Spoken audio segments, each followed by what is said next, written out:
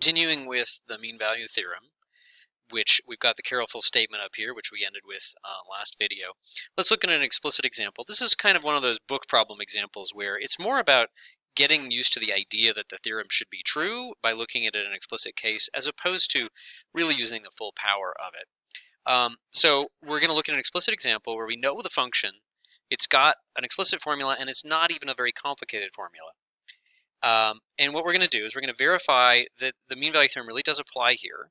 And there's also great examples where you want to see that it might not. But here it's going to apply.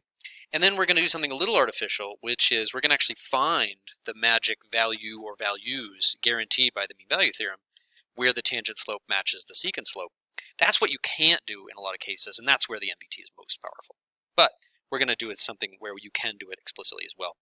So I want to compare this to Rolle's theorem, as MVT is very similar to Rolle's, and it's actually a little bit easier to verify the hypotheses.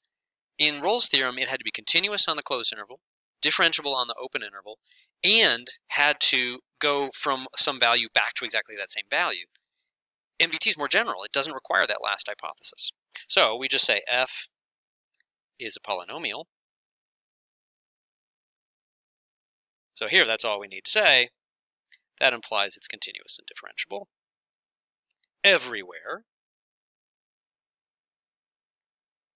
More subtle problems, you're going to have something like maybe tangent or square root or something, where it could screw up, but maybe you can verify, oh, on my interval, it's not going to screw up. So it's really, I really just need it to be nice on 0 to 2. This one, for starters, it just happens to be super nice everywhere. Okay, so again, watch out for square roots. Oh, absolute values, something where it's continuous but not differential. That can be a very tricky thing. Okay, so now, as I said, it's easier to verify the hypotheses because there isn't this hypothesis that it has to go to some value back to the exact value. But then the trade-off is that you actually have to calculate the secant slope. That's not that hard. But that's the analog of what would be 0 in Rolle's theorem. It's saying not that f prime of c has to equal 0, it's f prime of c has to equal a magic value that's different from problem to problem. Okay, so we just calculate that.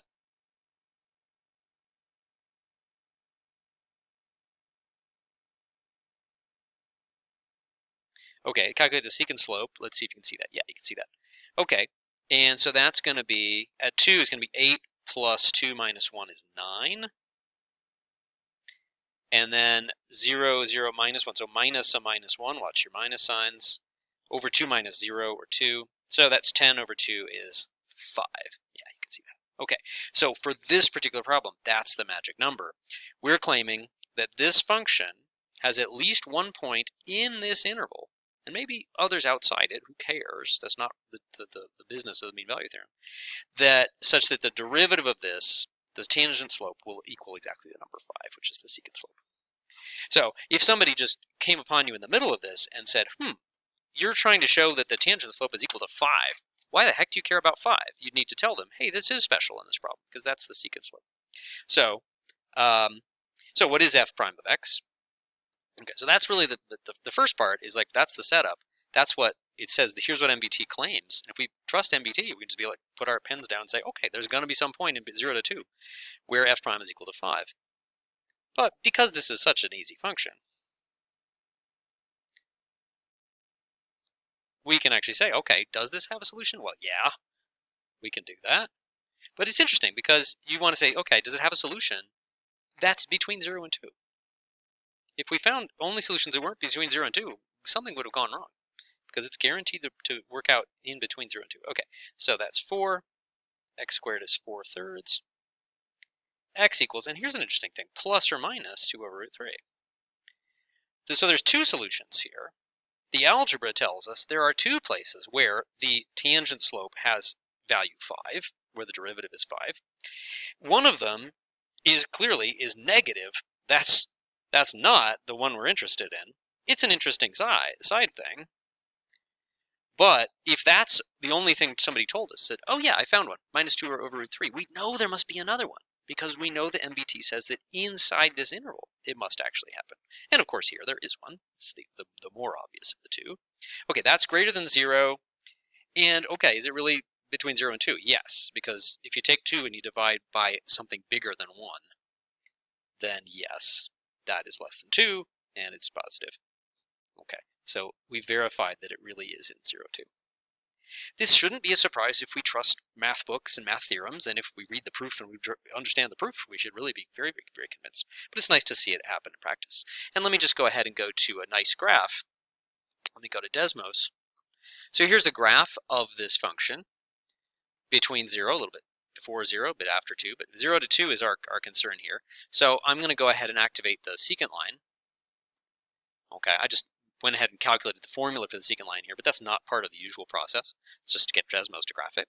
Okay, so there's that secant line, and the claim is that as I go from 0 to 2, it starts out low slope and then gets higher and higher and higher slope, increasing slope, concave up is one way to say that.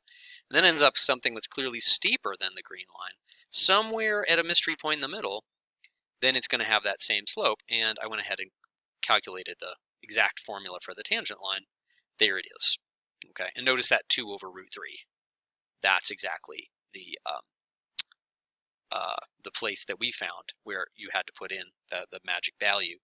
And if you want to see that other one, we can zoom out a little bit, and here's the other place. Yes, there's a place, it turns out to be symmetrically across the y-axis, or actually, well, the x value is symmetrical across the y-axis because of the plus or minus, and that's another place. So both of these tangent slopes turn out to be parallel to the green one. But the only one that MVT knew that had to exist was this blue one here that is a point inside 0 to 2 that's parallel to the green line. In the next video, I talk more about how this gets used in practice and a little bit more intuition as to why we would think this is true, and some really important consequences.